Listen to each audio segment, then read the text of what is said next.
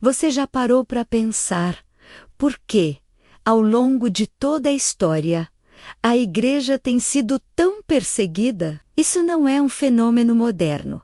Não começou no século passado ou no anterior. A verdade é que a perseguição à igreja é uma sombra que a acompanha desde o seu nascimento. Ela começou lá atrás, nos primeiros dias, com os primeiros seguidores de Jesus. E acredite, continua acontecendo hoje em várias partes do mundo, de formas que muitas vezes nem imaginamos. Houve um tempo logo após a ascensão de Jesus em que um homem, um fariseu zeloso e extremamente dedicado à sua fé, acreditava piamente estar fazendo a coisa certa, servindo a Deus da maneira mais correta possível. Ele via o crescimento do cristianismo como uma heresia, uma ameaça à pureza da sua religião. Seu nome era Saulo de Tarso, que mais tarde conheceríamos como o apóstolo Paulo. Movido por esse zelo, Paulo se tornou um dos maiores perseguidores dos primeiros cristãos.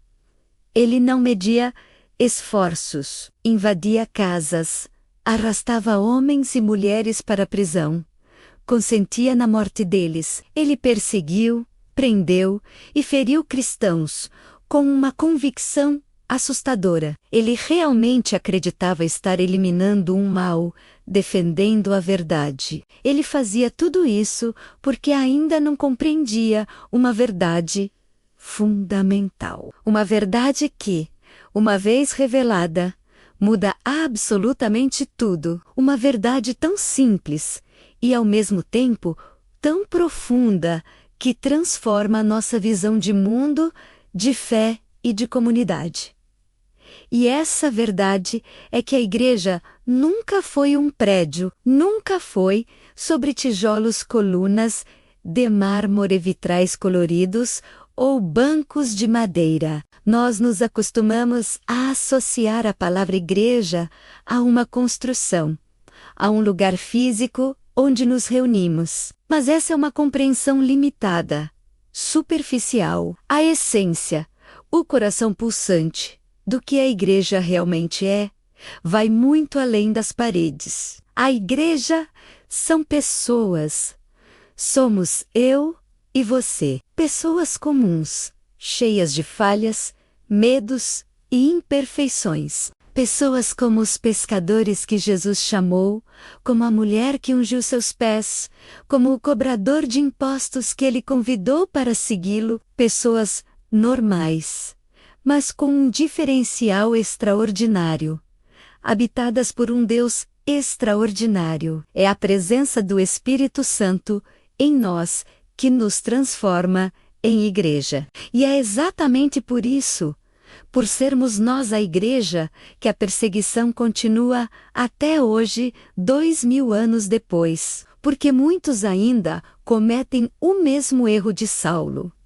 Eles pensam que atacar a igreja é pichar muros, quebrar janelas, queimar edifícios. Eles focam na estrutura física, acreditando que, ao destruir o lugar de reunião, destruirão a fé.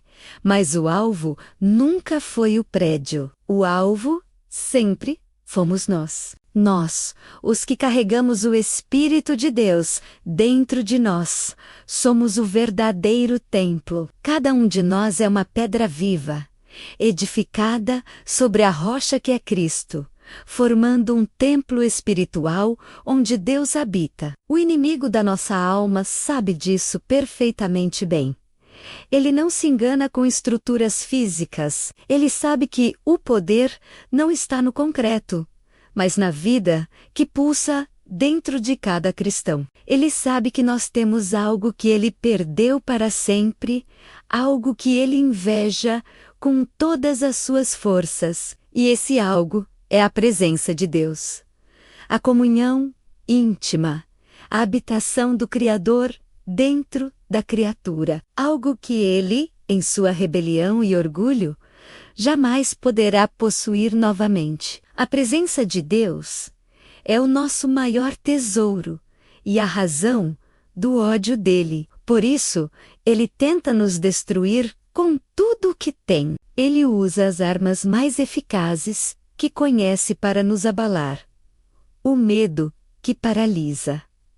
A dor que nos faz questionar. A perseguição que tenta nos isolar e calar. Os ataques constantes à nossa fé, à nossa família, à nossa mente. Ele sussurra dúvidas, planta discórdia, amplifica nossas fraquezas. O objetivo dele é claro: nos fazer desistir, nos fazer acreditar que estamos sozinhos, que Deus nos abandonou, que não vale a pena continuar.